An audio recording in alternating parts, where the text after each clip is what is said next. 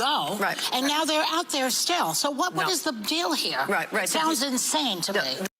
Sounds insane to me, too. New York Governor Kathy Hochul was grilled about crime during her appearance on The View, and I loved seeing it. So this was published in 2020. As I was researching, I came across this headline. New York City subway thief thanks Democrats after his 139th arrest release. Bail reform, it's lit. Oh. Subway rider, I mean, we did this story. I got in trouble for doing the story. People got real upset.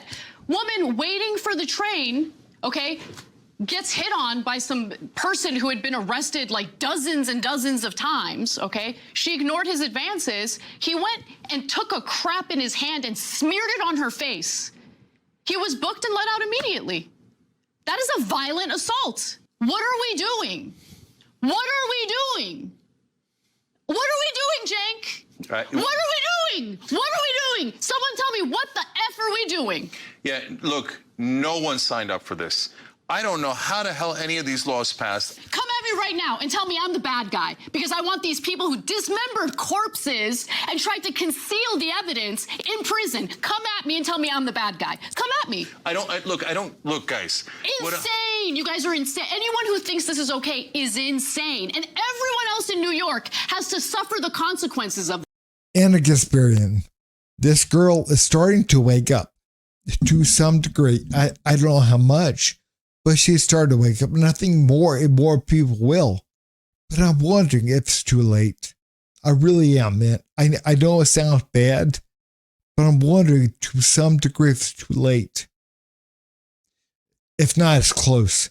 It's damn close because, again, so much has happened in this country over the last couple of years. 2 years now, 4 years. So much has happened. And again, what they're wanting to do is they're wanting to come after you. They're wanting to control you. And we saw that again with COVID. They're coming after you. They're coming after your rights, your freedoms. They're coming after you. What they're doing with the criminals, again, is they're allowing them to commit these crimes. They're making it easier for them to commit the crimes. And again, they are. They're out there doing this stuff. And what they're saying is, hey, look, man, we're not going to go after them. You know, again, we got to make it easier for them. Because they're oppressed. They came from bad families. They're oppressed people. So again, we're not going to go after them, but we're going to make it difficult for you. We're going to oppress you, which is what they want to do. They want to control you. And Anna, I think, is starting to wake up to this fact. Guys, watch this. You deployed hundreds of state police and National Guard troops into the subway system. But since the pandemic, you have done a wonderful job. Overall crime is down in the city. Yes, it is. So my question to you is why now? Why deploy into the subway? And how do you respond to some of your fellow Democrats calling the move theatrics that play into Republican narratives that blue cities are poorly run war zones? I'm not buying it. I'm not buying it. My job is to keep people safe. I have to keep any way I can. I'm going to keep New Yorkers safe. And I'll tell you who does show appreciation for the people out there on the streets. I've been walking the streets. I walk into business. People are just saying, thank you for taking such strong action. Now, the subways have been safer, but we had a spike recently. Yes. A 45% increase in subway crimes. Now, these are high-profile crimes. Can I interrupt you for a second? Yeah. Because the CEO of the MTA says that 1% of subway suspects are responsible for more than 20% of the crime because of New York's bail reform laws, which allows them to go back out there and commit more crimes.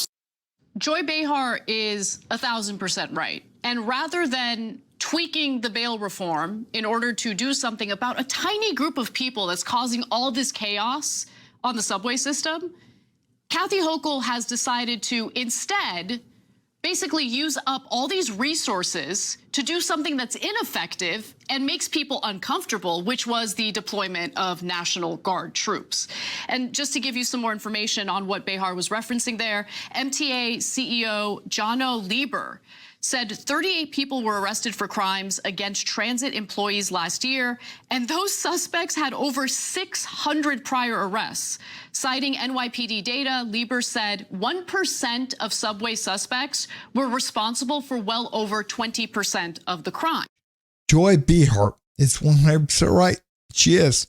I don't think I've really ever agreed with her but she is right about this. She is.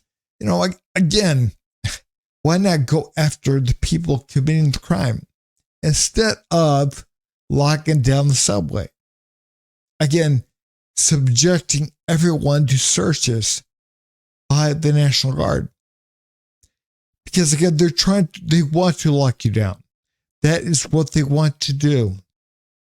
And again, I've been saying this for a long time, that what they're trying to do is they're using these people, these criminals, to cause chaos, and then they're going to lock you down. Because again, people don't want to be mean to the poor criminals. They don't want to go after the poor criminals that came from bad families. They might be black and brown. So again, we don't want to go after them. We don't want to hurt them. They're oppressed. No, but what they're doing is they're oppressing you. They're inconveniencing you. They're going to lock you down. They're going to oppress you. They're going to go through your bag. Again, what's next? TSA? A subway? Think about it. They're locking you down because of them. Because of the small percentage of people that cause chaos, that commit crimes.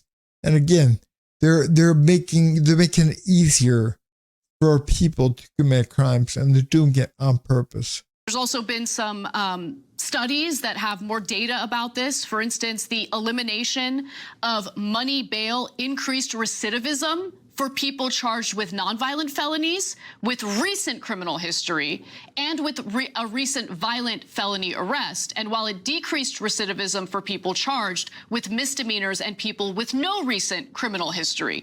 So there was a noted difference in how bail reform worked when it comes to recidivism. And by the way, this is a study that was done by John Jay College, their Data Collaborative for Justice. And keep in mind, this is not some right-wing organization. These are the very people who have been pushing for criminal justice reform. And so they're studying what the impact of bail reform in New York has been. And they found that it has increased recidivism for certain people. The reduced use of bail for legally eligible cases tended to increase recidivism among people charged with violent felonies and people with a recent arrest. The starkest and most consistent recidivism increases across both research designs were among people with a recent prior violent felony arrest and among people currently charged with violent felonies who had a recent criminal history. And so the same study, by the way, found that 67% of defendants who had a recent prior felony arrest in the past year and then were released with no cash bail were rearrested within 2 years of their arraignment. Almost half, 49%, were rearrested for a felony. And I should note again that this is data that's been collected by a group of people who absolutely love the bail reform and love the criminal justice reform. It's just that they're doing their due diligence in keeping track of how it's actually played out for New Yorkers. They love bail reform, right? I mean, she said they love bail reform. They love it. Again, they didn't know the effects of it, but they love it. They loved it.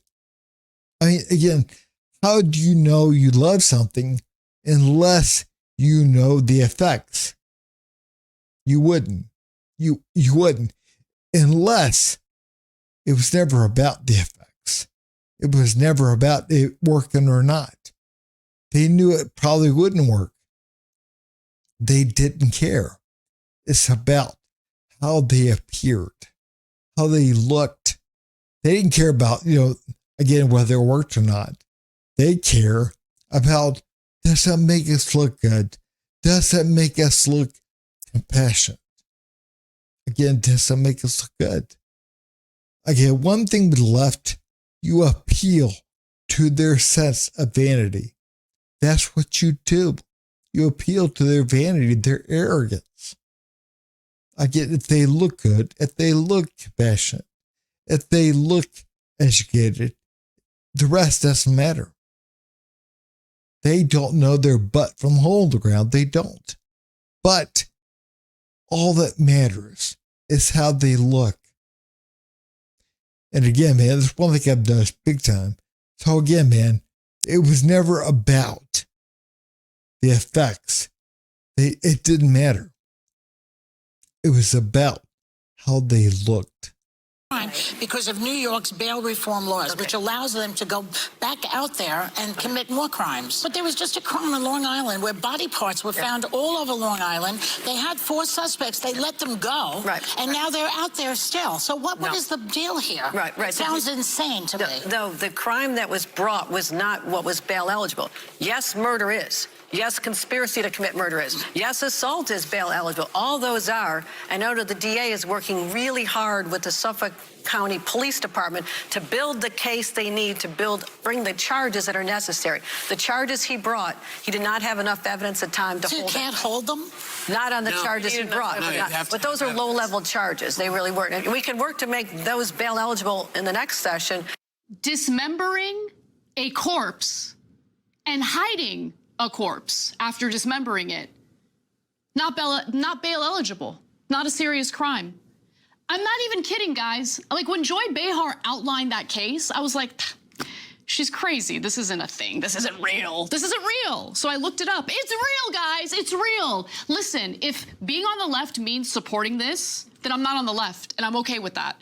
So let me give you the details of the case. It doesn't mean that. Okay, I don't know. Let me give you the Joy Behar's details. on the left. We're all on the left. We don't want people dismembering folks getting released. Only a couple Some of do. lunatic. Some do. Some do. I know. What I was in the middle of saying is only a couple of lunatic activists are like, yeah, we're pro dismemberment guys being let go. Okay, whatever. These You poor don't represent the left at all. Dismembered bodies. It's so unfair to put them in prison. Okay.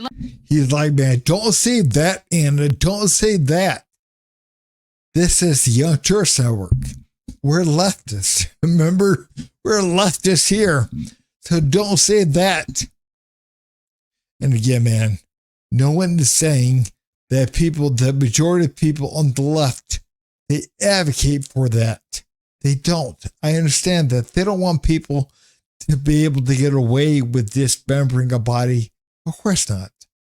But the effects of what you do does. The effects of what you push, they allow for this to happen. And again, man, it's all about looking good. At the left, we just understand that, again, it's not about looking good. It's about whether or not the policy works. It's about whether or not letting everyone come across that border is good for this country. And again, we know it's not. We understand, but again, the left, they're like, we got to look good, we got to look compassionate. And again, that is what the problem is. And again, whenever you start from that place, you're going to allow things that, again, are evil. Because that's evil. You're not concerned with whether or not something works. You're concerned with how you look. And that, again, is truly evil. Among crimes that are no longer bail eligible. The DA said the 4 went to barbaric lengths to cover the crime. What are we doing? What are we doing? What are we doing, Cenk? Right. What are we doing? What are we doing? Someone tell me, what the F are we doing? Yeah, look, no one signed up for this. I don't know how the hell any of these laws passed. I went to every progressive conference there was over the last 20 years. I never heard a single person saying, why don't we let the actual criminals go? Hey, if someone butchers someone and chops them up into little pieces, let's do the kind of criminal justice reform where they would be able to walk out free. Yeah, come at me right now and tell me I'm the bad guy, because I want these people who dismembered corpses and tried to conceal the evidence in prison. Come at me and tell me I'm the bad guy. Come at me. I mean, sitting there saying that I never saw this coming. I never saw it coming. I've been to every progressive conference over the last 20 years, and I never saw it coming. Well, guess what, man? I did. I'm no genius. No, I mean, not even close. Yet I saw it coming. And I think majority of people that were willing to be honest, they saw it coming. They weren't concerned about how they looked. Again, they were concerned about what worked. And again, majority of people, again, they saw this concept coming. I mean, you can see it. I wasn't involved with the news anywhere near what you are. But again, I saw this coming, especially over the past, 4 or 5 years. You can see it coming, especially after COVID. I mean, again, but defund the police, no bail. Again, man, allowing people out of jail with a slap on the wrist. Southern border wide open. Allow everyone to come to the country. We have truly got to understand, man. The left, they are killing this country. They are truly killing it. And again, it's all about looking good. It's all about allowing things. Allow, kids to go on hormone blockers and whatever. Again, because we're compassionate. We're good people. No, you're not. You're bad people. And again, you want to look good. So again, you act nice, but you're not nice. You're not good. You're bad. You're evil. That is truly what you are. A time where we have the right wing, which has lost its mind, you're taking good people that would normally be on the left and driving them to the right wing Damn with right this they are. madness. And no one agreed to it. I don't mean the voters. I mean on the left. When did we have a vote? When did we decide in a primary or a ballot measure that we should do any of this? I never once heard it at any progressive get-together, any progressive. No one has ever proposed this. All of a sudden, in 2019, these activists popped up in all these cities, and they're like, okay, well, you know what? Like, How did they succeed? I want to know. they got massive funding. How Where did the hell did the crime- money come from? The left doesn't have money for anything. And It's all of a really sudden, weird. it had infinite Yeah. money to finance lunatic activists who are saying, oh, let all the criminals go. Are you insane? So look, guys, let's get back to what's happening in New York and explain to you what's rational and what is a left-wing perspective as opposed to the lunatic perspective, okay? So in terms of the laws in New York about being able to consider violence or not in terms of bail, that has been around for a long time. But in 2019, as you partly saw in that graphic, they changed some of the laws, so they moved more crimes into non-violent felonies. But tons of those crimes are actually very, very violent. And Governor Hochul there mentioned assault. No, that's not true. A lot of forms of assault are now in the non-violent felony category, including domestic assault. And number one, the whole issue of where did we get the money from? The left has no money. Where they getting the money from? I don't know, man. Maybe the same place that Antifa gets their money from. Again, George Soros, that type. Again, there is money. And again, you would be able to see what is happening. And you would be able to see what it's going to lead to if you defund the police and if you reform bail and everything else. You would see what it's going to lead to if you're being honest. But you're not. And when you're trying to deceive other people by pretending to be nice, by pretending to be virtuous, by pretending to be... Because again, we have to be honest, man, the left, that's all they do. Again, they're not really being nice. They're pretending to be nice. They're not being virtuous. They're pretending to be virtuous. And again, it's very different. And when you're pretending, what you're doing is you're deceiving. You're trying to deceive. I mean, again, when people get on Facebook and they talk about, defund the police and Black Lives Matter and no bail and everything else, they're not good people. They're not good at all.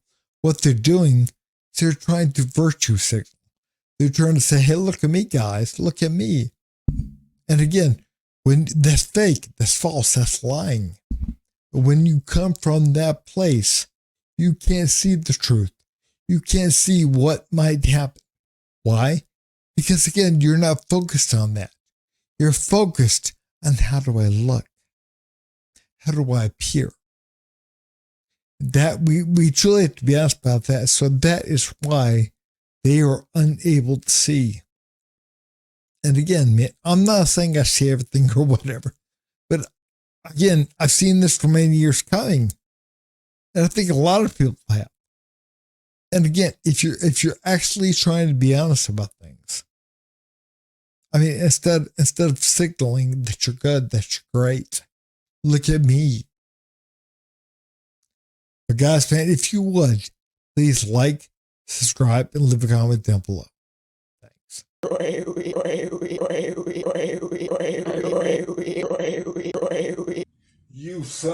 You son of a.